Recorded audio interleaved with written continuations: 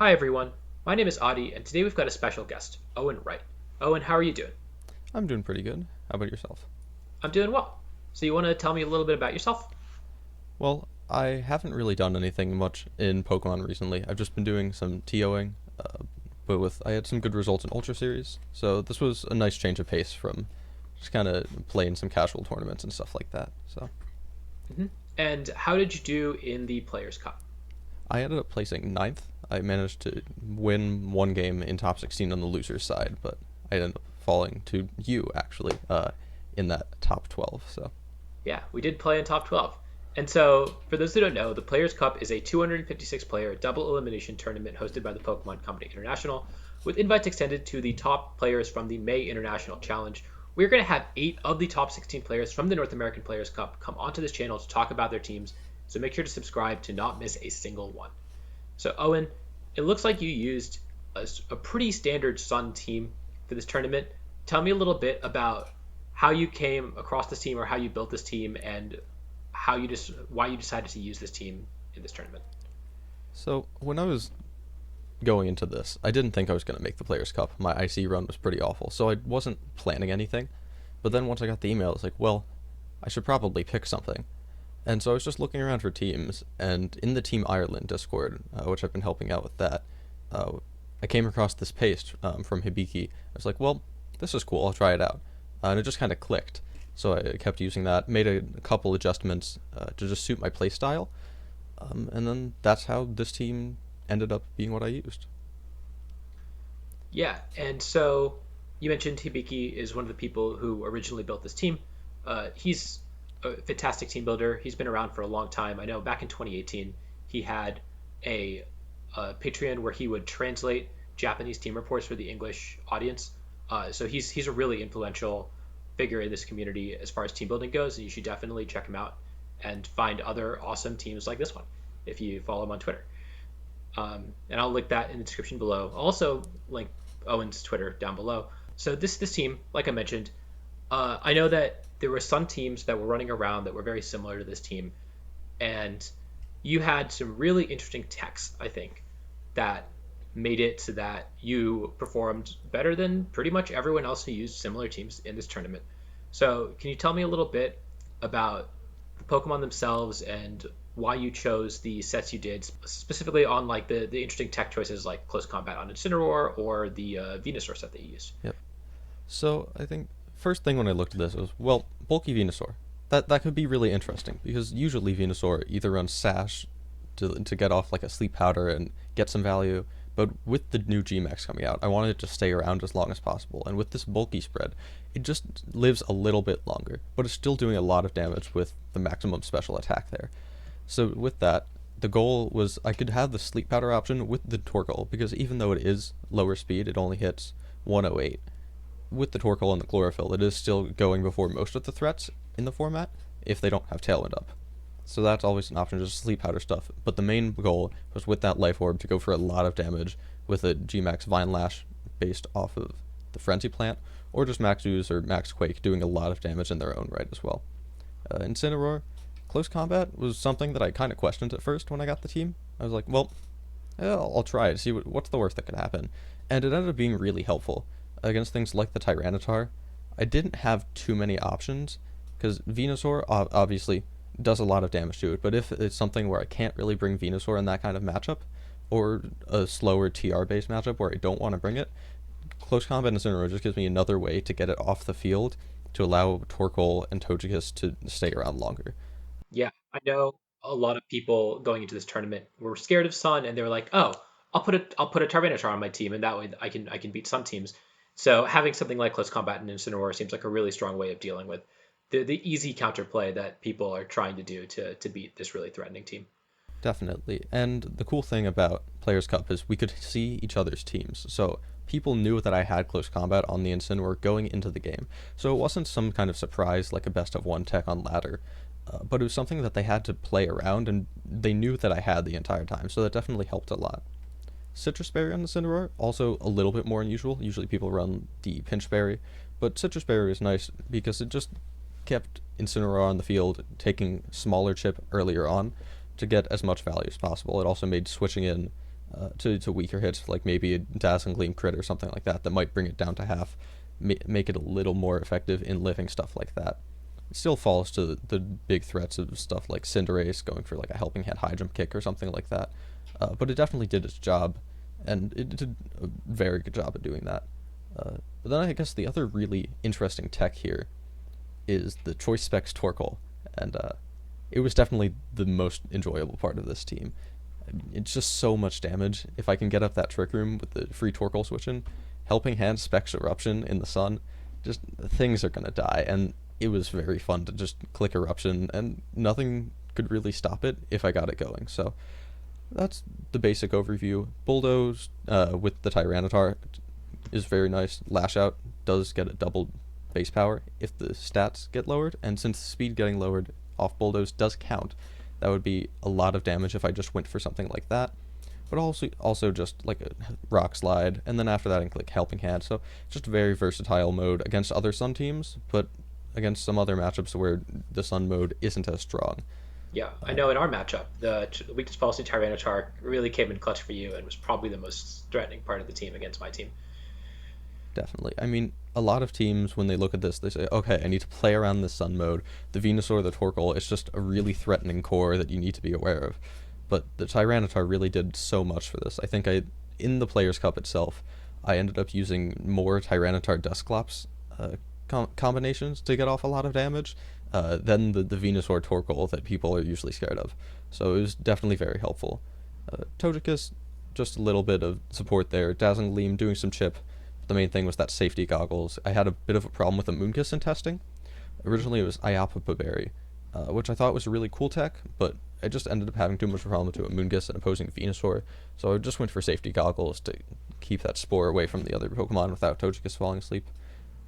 And the spread on that also is very specially bulky, and I believe it's there specifically for other Venusaur, so I can live a Max Ooze from them with the redirection, take 2 hits.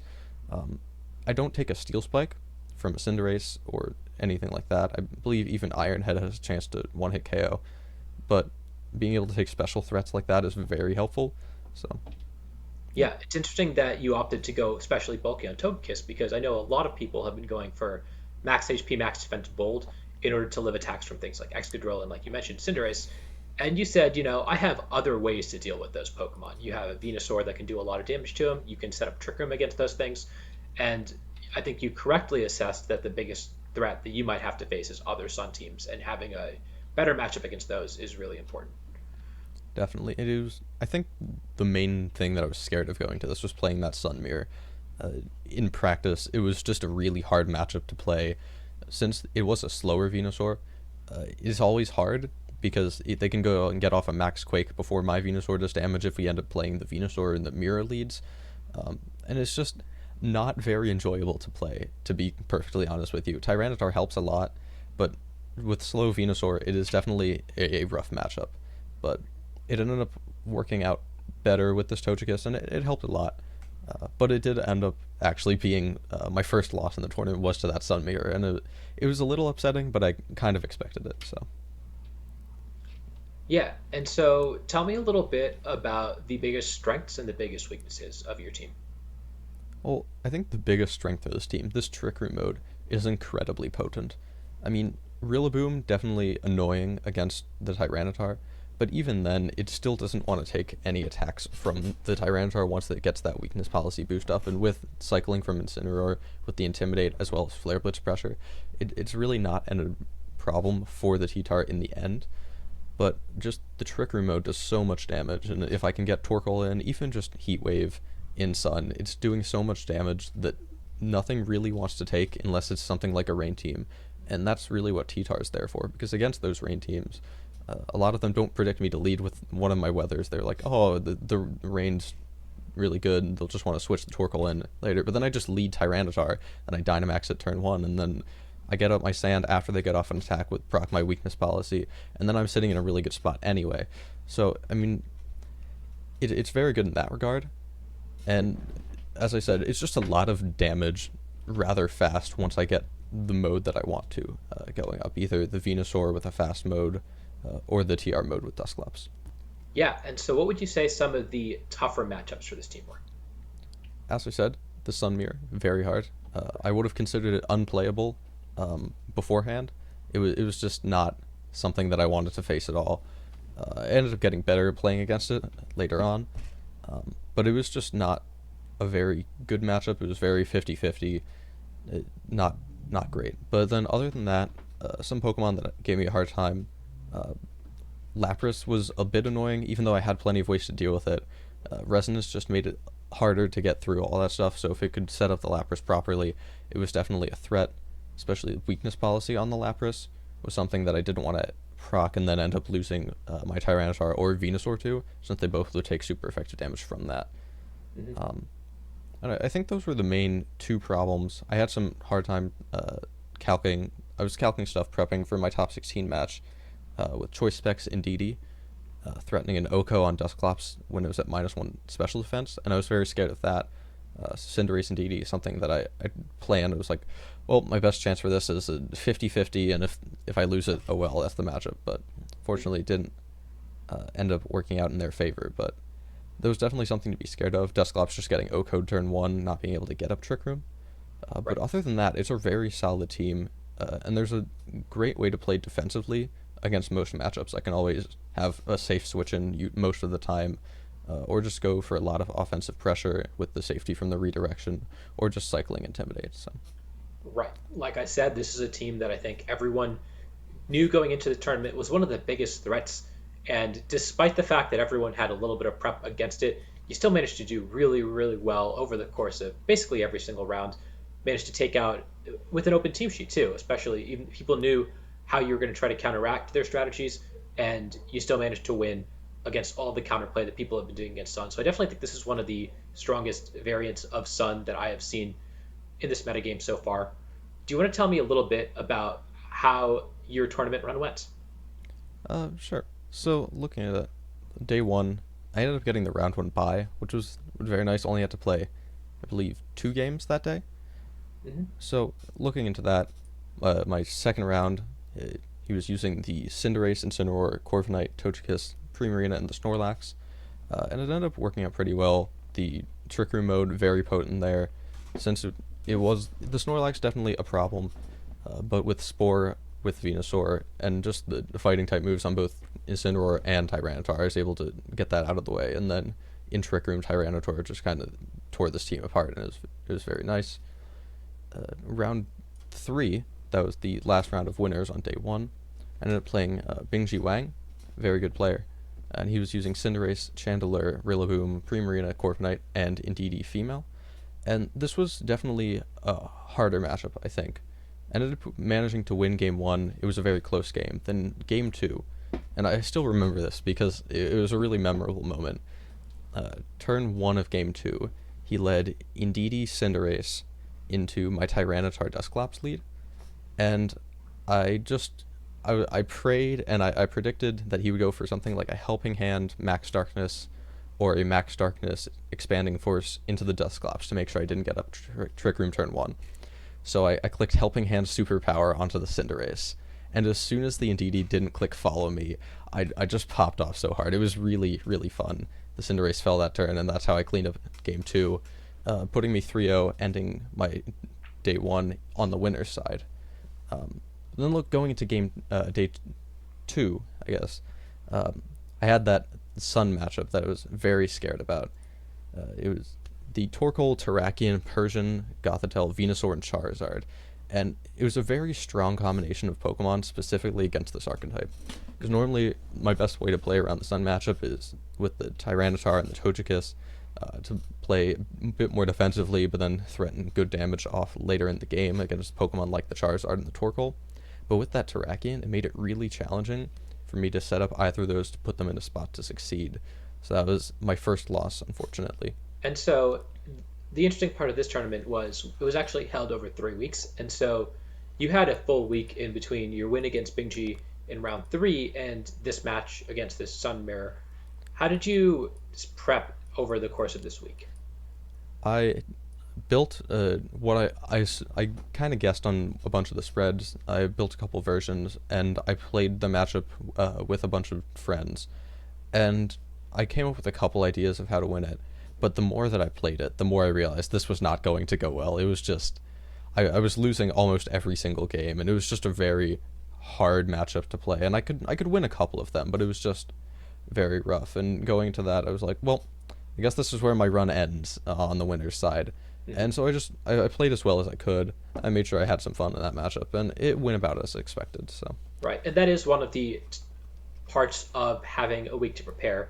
If you did have a bad matchup, usually there's ways to find chances to win when they don't have access to a week of preparation. But when your opponent has a week to figure out all of your possible ways of winning, it's just a lot tougher if you do have a slightly negative matchup to actually manage to pull it out. And it sounds like you put up a heck of a fight, but sometimes it's like that. yep. And I was like, well, it's okay. I'm in losers, but I can still win out from here. And that's exactly what I ended up doing. On day two, I won the rest of my games there. First, I played Toller. I believe Toller Webb, Yep. probably. He was using Duraludon, Gyarados, Rillaboom, Talonflame, Clefairy, and Terrakion. And this match, I believe, was Dusclops Tyranitar rolling over things, if I remember correctly. It was just a very strong core of those two, and it performed very well against these Pokemon. Um, and after that, I played against Incineroar, Gastrodon, Tyranitar, Cinderace, Togekiss, and Corviknight. Again, it was just kind of Tyranitar Dusclops doing its thing, even though Corviknight is a Steel type and it does take neutral damage from the Rock Slide, or any rock type, like a max rockfall from Tyranitar. With weakness policy and the helping hand, it still took a lot of damage, and that's just how I did it. I just kind of brute forced my way through there, and with the threat of the Torkoal as well, it was just a lot of damage. And then with the end game cleanup, I managed to secure the win on that game. Hmm. After that, I played another kind of Sun Mirror, and this one going into it, I looked at the team preview for a couple minutes before the round started, and this was another scenario. It was like, well, how do I win this? I don't see any good way to win this one. It's not looking too good. It was Venusaur, Torkoal, Dusclops, Tyranitar, Rillaboom, and Gyarados. And in testing, one of those other things that I had the problem with the Sun Mirror was the Gyarados on the Sun Mirror, Hmm. because it has Intimidate as well as just Airstream against the Venusaur, and usually that's something like a Lumberry, or there's a way for them to mitigate the impact of my Sleep Powder. Luckily, there was no Lumberry this time. It was Citrus Berry on the Gyarados. So I was able to maneuver my way around it. But this game was very close, and it was very rough to play. But I ended up managing to pull that one through somehow. Yeah, and so that's another development that I've seen on some teams is that I know that Sebi, who was one of my opponents, used Gyarados on his Sun team, and I know that Jeremy Adena, who got top eight in this tournament, also used a Mhm. Gyarados on his Sun team, and so it's interesting to see how these different how Sun is developed in different ways, and also I think this is another example of how when you don't have a full week to prep for your opponent, you manage to even when you have a slightly negative matchup, find lines that you can win the game, and you managed to do that Exactly. really impressively in this game. Yep. And then that was the end of day two, I believe, putting me still in losers, but going into that top 16 spot. Right. And this was where I had a week of prep for my next opponent, which was James Evans, who I've been friends with for a long time, and I also have an incredibly horrendous losing set record against. Somewhere in the, I think I'm like 3 to 15 or 16 against him. It's not very much in my favor at all. But I was like, I'm gonna do my best. I've been playing pretty well, and I think this team ended up having a good matchup. So with that, I prepped a little bit, but I was just gonna play, have some fun in the top 16. He was using the Dracavis, Cinderace, Terrakion, Indeedee Male, Whimsicott, and Dragapult. And those calcs I was talking about earlier with the Indeedee, Cinderace, they scared me a lot. I don't have them written down here, unfortunately. But it was along the lines of guessing whether the Indeedee Male was modest or timid. And if it was 252 modest, I had like an 85% chance or something of losing the game turn one. But if it was timid, then I had a slightly lower chance. If he led Cinderace and Didi and went for Max Darkness Expanding Force, my Dusclops might have died in one hit. Luckily, he didn't end up doing that as the lead, but it was still a really close set either way. It came down to to a protect call on the last turn of game three, and it was a very good set on both sides. So that was my win in top 16, which managed to put me into the top 12, where I played against you. Yeah. And I'll just say your team, even though I'm assuming you probably have done or will do a report on it as well. We have the Incineroar, Gudra, Lapras, Comfey, Magnezone, and Rillaboom. Hmm. And it was definitely a hard matchup. The Gudra was a problem to get through in the leads, definitely. But the threat of the Magnezone and the Lapras in the back was just something that I had a bit of a problem with. And I did manage to lose that game, so GG's to that again. But that was how my run ended, with the ninth place spot. Yeah. But I'm still really happy how the run went. It definitely went farther than I thought it would be going, with a rather standard Sun team, Pokemon-wise. Sets were a bit wacky, but I guess it worked out really nicely, so I'm very happy with that. Yeah, and I talked a little bit more about our matchup in my team report. It's already been posted on the channel. And like I mentioned, Gudra I felt was something that I thought could really run through a lot of the Sun compositions. It was better positioned into the Gyarados compositions than it was into Tyranitar. Tyranitar was really scary.